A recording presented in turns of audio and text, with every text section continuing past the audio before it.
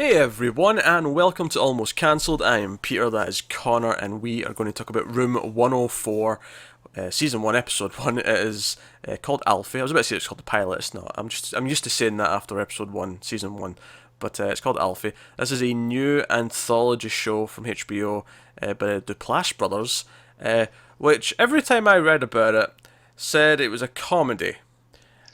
Yeah. And I'm pointing that out because when we get into it in a second, so as typical with episode ones. Although this is one's weird because technically we could do this if we do the whole thing, every single episode could have a spoiler-free section because they're an anthology. However, we won't do that for all the rest of them if we do them, because I feel like if you're watching more of them, you're probably going to watch the episodes before you come and get. Whereas episode one, you actually may want to see if it's worth watching before you go watch it. So we'll start spoiler free. Give you warning halfway through before we go into spoilers. So, I was expecting a comedy, and instead I got kind of more of what I would expect from Mark Duplass specifically. After seeing Creep, I was noticing a lot of similar tones and feelings as I was watching this. Yeah, I don't know in what world this can be billed as a comedy, at least this episode. That said, I did laugh out loud once. Sure, but that doesn't make it a comedy. I'm just saying, I did, and it was a proper, like, I was not expecting to, like, I did a spit take, basically, because I was not expecting something. So, yeah, so the premise of the show, in general, is that every single episode takes place in this motel room, room 104, obviously. And the idea is that every episode is a different set of characters who are staying there. So, different types of people, so it's a different story every single episode, but it's always in this one place. Which makes it a very cheap show, actually, from a from a Oh, wonderfully cheap. You one set and pay you're different done. actors, Yeah. your crew will be on retainer, the regular stuff. But unlike other shows that go on for like seasons, like you have to start paying your actors more each season. But this, you never have to do that. No. You're hiring guest stars for every single episode. It's actually wonder that's could run for decades just because how cheap it probably is. It's just true. But so that's the overall premise. The premise of this episode in particular is a woman named Meg is hired to babysit a kid named Ralph, sorry. And we see the dad at the start, and he's going out on a date seemingly. He's like, "I'll be back by this time. Have him in bed. Do this, do that." He's a bit shy, and that's kind of the setup. And the episode's basically just her and Ralph kind of interacting, and there's obviously teases of something a little bit darker going on. Yeah, right from the start, it's like there's something else going on in this show. It has that foreboding tone that something's not quite right. And I remember they kept saying this was very much supposed to be late night TV, like the sort of thing you watch at midnight just before you're going to bed, when you're in that kind of almost sleepy state, and it kind of does feel like that. It feels like a sort of nightmare. And again, we couldn't have predicted that because they kept calling it a comedy. Yeah, even the opening title sequence kind of feels like it's got that dreamy feel. It's kind of Yeah. just, it's just there. It's just not quite normal. I mean, I can't really talk about the plot anymore without spoilers, but did we like it? Uh, I, I did, yeah. yes, I liked it a lot, actually. Yeah, I mean, I said to you before you watched it, I guarantee it's not what you're expecting. Um, Honestly, I'll say it right now. We're doing the whole season. Yeah, because, well, that's it. Like, I mean, I'm sure there'll be some that are probably not as good because it's an Probably, anthology. That's yeah. going to happen. But here's the thing, though. Like, this is not a sitcom, right? Not that they ever really built it as a sitcom because it was always an anthology, but it's more like a Tales from the Crypt. It just happens to all be set in the one room. Yeah, yeah, I know what you mean. And I use Tales from the Crypt because it's about that length. It's actually a little bit shorter than that. So this was only less than 25 minutes, I think. Yeah, as well. And so it's basically short films with the conceit that they're all in the one room, Yeah, and exactly. that's what it is. So, and admittedly, this episode at least is not a comedy. So the reason why we don't typically do comedies ongoing is because ultimately it just turns into what was funny this week. And there's not really much to say about it. Whereas each week we're going to have new sets of characters, new stories to talk about, what's going on, why are they doing this, so Yeah, this yeah, is going to be very easy to talk about every week because it's going to be new every definitely. week. And we know from some early talk that it's very genre bending. It plays about a lot. It's very experimental at times. Yes, So there's a dance episode. If I think I they said it was episode 6. The okay, entire thing is just told through dance. Two people in the room dancing. And I need to know how that works. I'm either going to love that episode or I'm going to despise it, and I'm not sure which. No, I'm not either. It needs some strong direction to pull that off. Um, I'm always a fan of trying to do something without any dialogue, though. That's always fun. Yeah. But yeah, so it's genuinely creepy. It builds to a lot of things. I was getting definitely the Duplass connection with something like Creep, because he obviously was heavily into he was in it. He also like did he direct it? I He think he definitely did. wrote it. I think he co-wrote it. I don't know if he directed it, but he was a big creative force in the whole Yeah. thing anyway. Um, Also a little bit of Channel Zero in here with the Yeah. kid. Yeah. I see what you mean with the kid. I was getting some Channel Zero vibes. I was almost convinced it was one of the kids from that show, actually, for a little bit. He looked like him. I think he was just a wee bit too young to be him, but he looked kind of like Yeah. one of Yeah. I see what the you main mean. kid in the flashback. Yeah. So I was getting some of those vibes. But I thought this was a really good, creepy little short story. Yeah. I think it sold me on the show because I'm like, right, if half the episodes give me something as interesting and good as that, then this is worth my time easily.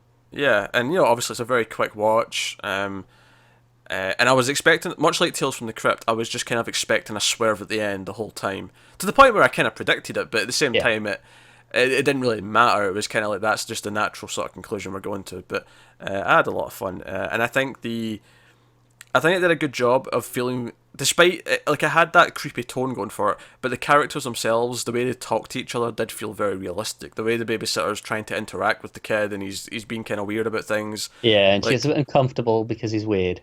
And I will say this: often I think in like horror movies and stuff, like characters will take too long to decide it's time to phone the police and stuff like that. Uh, this nailed the exact right time where it's, oh no, okay, I want help. Yeah. I want authorities. This nailed it. It felt so natural the moment she decided to to go down a different path. It's like, okay, I'm not pretending everything's okay anymore. I'm doing something about it. Yeah. It felt at the right time. So I Did. applaud that. And obviously, it was quite sure, but it was excellently paced. Oh yeah, and that's the great thing about it, is it feels slow paced, which is weird because it's 23 minutes, but it feels Yeah, slow paced without it feeling like it ends too quick. Like yeah, it's really impressive that it it, manages it. it climaxes at just the right time. It's well directed, and Yeah, these would have to be well directed because I think after a while you're in one room the entire time. You have to do interesting things with the camera, or it's just going to start to feel, you know. Um, yeah. here's a question. I wonder if like if the season goes on, like I wonder if there'll be something left in the room by one set of guests that another set of Oh, and someone guests. else will pick you up. Yeah, just wonder, or even just a small Easter egg, like someone leaves a dent in the wall or something like that in one episode, and it's just there the rest of the season Hmm. because I wonder if we follow it chronologically. Like, is this okay? it This is the might person who's not. in it this week, and or can we are Hey, we restricted by? Can we jump around in time? we probably can. It wouldn't surprise me if some episodes, like let's say this motel's been sitting there for 50 years. It wouldn't surprise me if we get an episode in the 70s. Yeah, Because, I mean, even setting an episode of this in the 70s would be quite cheap. All you do is come in, maybe change the phone, take away the TV, and, like, yeah. Different bit of makeup to normal hair. yeah, maybe change the bedspreads to look a bit more old school, but I'd get Yeah, away it'd with be it. pretty easy. Yeah, you could do that quite. Maybe the music choices would be a little bit different. Especially with motels are inherently cheap. They still, often have like still like the big bulky old TVs and stuff. Yeah, Like, yeah. so it doesn't have to change that much for a lot of it to go back.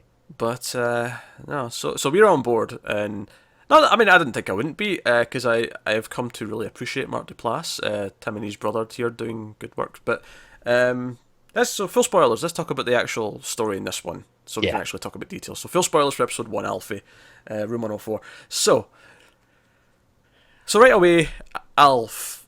Sorry, I keep saying Alf instead of Ralph. Yeah, you keep saying Alfie as well.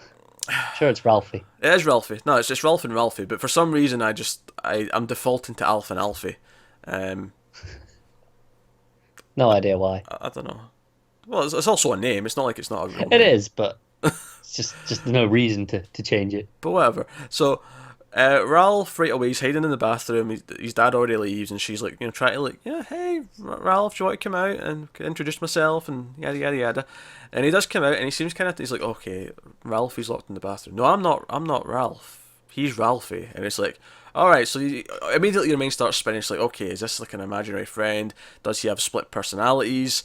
Or is there just actually another kid in the bathroom? And that would be the twist, is that she thinks it's an imaginary friend, and then later on, oh no, there's actually just another kid in the house or in the room.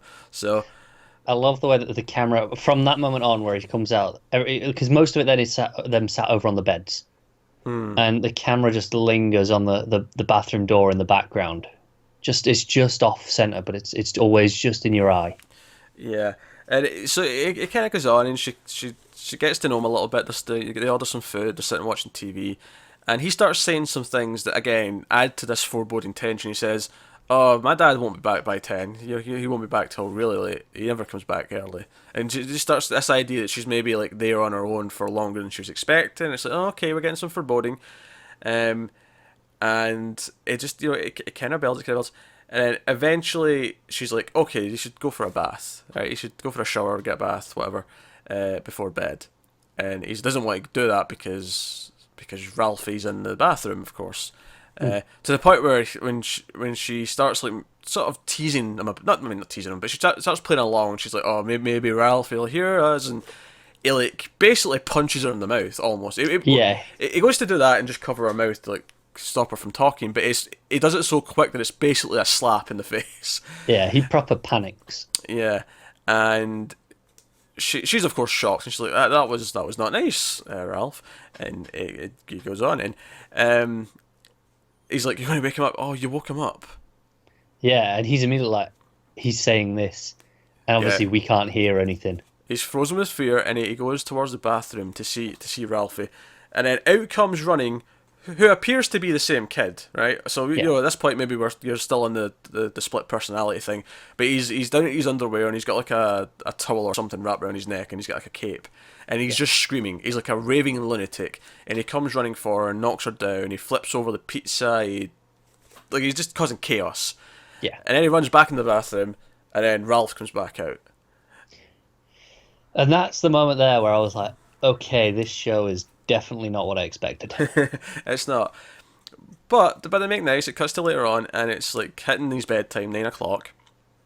And, well, actually, what I thought was interesting here, she checks her phone, because she's one of the running things, she keeps checking her phone for text, and she starts doing it more frequently, and it lets you know she's getting more agitated. It's like, oh, I'm starting to feel a bit less safe. One of the sort of touches is that his bedtime is 9. When she checks her phone after that, it was 9:11, 911, and I thought that was a nice little foreshadowing kind of there's some great moments with the phone, like when she's texting the dad, and she's like, you said what time you'd be back at, and then you just kind of glance up the phone and go, and that's the time it is now. Yeah, it's just really smart. So it's like twin beds, right? So she's in one bed, he's under the covers in the other one. He's supposed to be going to sleep, but he keeps talking. That thing where the kid won't go to sleep. Very, very common, obviously. And she's like, no, you're supposed to be able to sleep. He's like, oh, can we just talk? And I just want to talk for some. I never get to talk to girls. And she's like, okay, fine, 5 minutes, we'll talk for 5 minutes. What do you want to talk about? And this is where I burst out laughing. I did a spit take. I'm not sure how much spit left my mouth, but I was not expecting this. He just says sex, and I just, okay, if she wasn't uncomfortable before, like, she's dealing with this weird kid, now he's asking about things that are just, like, if it was like a really young kid, you'd be like, oh, that's silly, asking about that. But he's asking all these questions, like, oh, my dad talks about it all the time, but he won't tell me what it is. What is it? Talk to me about it. What is it? And she refuses. And then things get really creepy, because he starts talking about he doesn't have a mother, and there's the story of what was made up and what they tell everyone and what actually happened. And obviously that freaks her out, because like, why would they even make up a story? That's dodgy. It's starting to think, is the dad like, that's the assumption, that's it, because the dad, we don't get a lot of him, but he acted very strange. Like, like as soon as she got there, he was like, yeah, you seem nice, whatever, I'll leave you with my kid, I'm going. Yeah, and before she goes in, she's looking through the window, and he's sort of like hunched over in the bed, looking like he's just really stressed. But then when she comes in, he's all happy-go-lucky. He's perfect. Yeah. He's fine. And so he tells this story of basically the dad picking him up and getting a Happy Meal, and he explained to him on the day that his mother hung herself. That was what happened. Yeah. And she's like, "Oh, I'm so sorry," and he's like, "No, that's the fake story. That's the made up story." And she's like, "Okay, go to bed, please." Yeah, she's Please? like, you can see on her face, she's like, oh God, I don't want to know the other one, but Yeah, I kind of do. If that's the made up story, what's the real one? There's that face, she's like, I'm not going to ask, I'm not going to ask, Yeah. I'm not going to ask. But then you can see the curiosity is there. Yeah, and she settles back. She ends up texting the dad again. Like, "Hey, it's almost 10:30. Where are you? Blah blah blah blah." And then that's when he does the proper, like, I'd say there's one jump scare, and it's this moment where he just appears next to the bed. He's just standing there, and he starts telling the real story. He's like, "You need to know," and he's like, "Oh, well, the real story is that Ralphie killed her," and I'm like, "Huh, Yeah. okay." So if you're still going with the split personality thing, is this kid just a complete raving lunatic? And it's the kid. Obviously she's getting scared of the kid at this point. Like, it was valid reason, I think. Yeah, the kid's creepy. Kid is creepy. He's got that stare going, and then she like kind of screams, and he goes to cover her mouth again, and he's like, "Oh no, you're going to wake him up. You're going to wake him up. Why did you do that? Why did you do that?" It's like, "Well, because you just told me that you killed someone. Like, I want to get agitated." And he goes into the bathroom, and you hear a bit of a ruckus, and she hears a bit of a ruckus, and she's getting scared. And it comes out, and this is when she turns round, and both Ralph and Ralphie are standing there. Yeah. To be fair, that was also when she called 911 then, when they were in there, and it sounded like someone was being beaten up. And she was like, no, I need help here. Yeah, because she still thinks it's just one kid, but if he's throwing himself around, she's like, "Okay, I can't handle this. This is out of my depth." This is when, and it was a really believable point where she like, "Okay, no," because even before that, even when he was getting creepy, she's still just with a kid.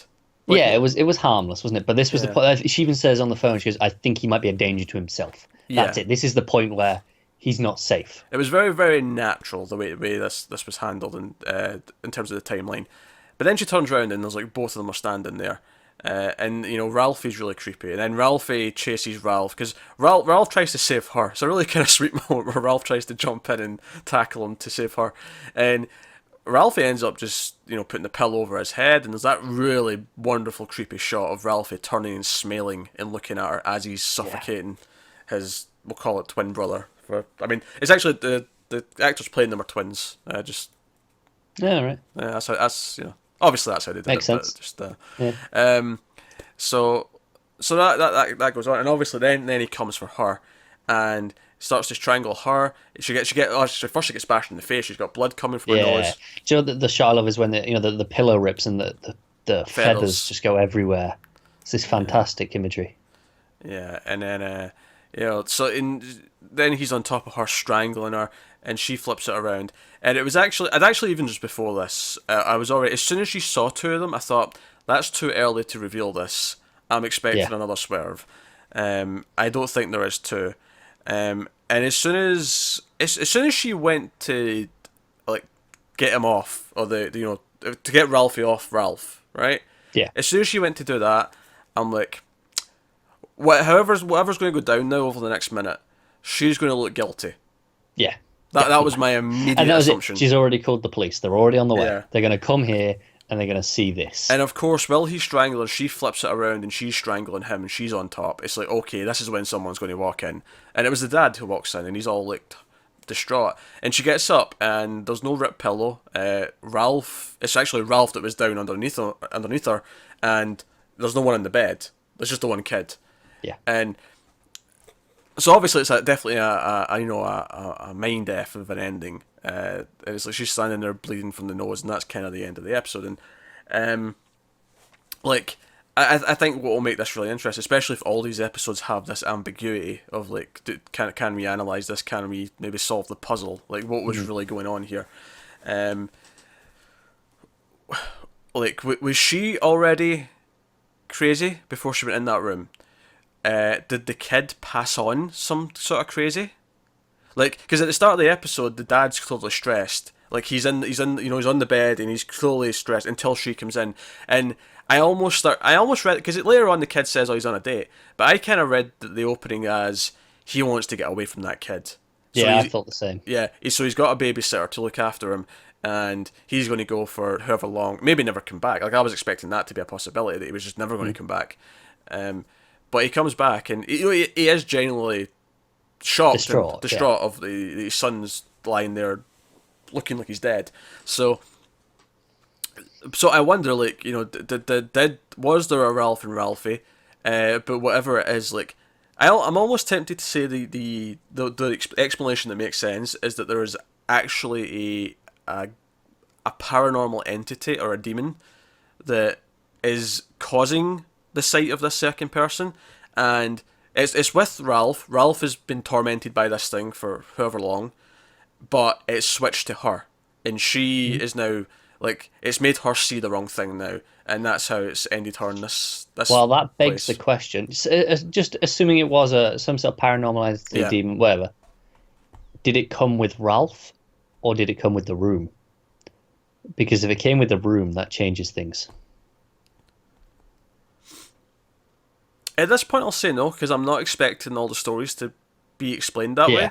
Because if it's the room, then surely we'd expect to see similar effects or something like that going through the room as we go. Well, yeah, we might see more of these. We don't know yet. Yeah, I mean, if we see that, then fair enough. We can maybe go back and speculate that there is some sort of tapestry, like linking them all together, like something to do with the rooms making things happen. But going with the idea that Ralphie did kill the mother, it seems like it's been with him since a young age. So I like. What if it was just the kid telling her all this stuff? The idea that this is late night TV when you're half asleep, your brain doesn't really function, and the idea that she's basically asleep at the end here. She's like, in that stage where you've fallen asleep and things just don't seem real, and all this stuff that he's been telling her is going around in her head, and then she kind of just has a moment. You think that's all it is? She just has a moment? I think it's possible. I think she gets really paranoid. She's scared, and she just kind of freaks. Maybe. I mean, that's probably the more boring explanation, but it's a possibility, I think. Maybe. Like, at that point, though, I wonder, is this kid just a little asshole who's, like, deliberately trying to, like, freak her out? That's true. Like, because she keeps saying, enough of this game. I know you find it fun, but... And he plays it dead serious, going, it's not a game, but maybe it is. Like, he's playing... Maybe the kid's smart, he's playing the long game. I never felt like there was a cheat in that sense. I always felt like the kid believed whatever he was saying, even if, like, even if he's...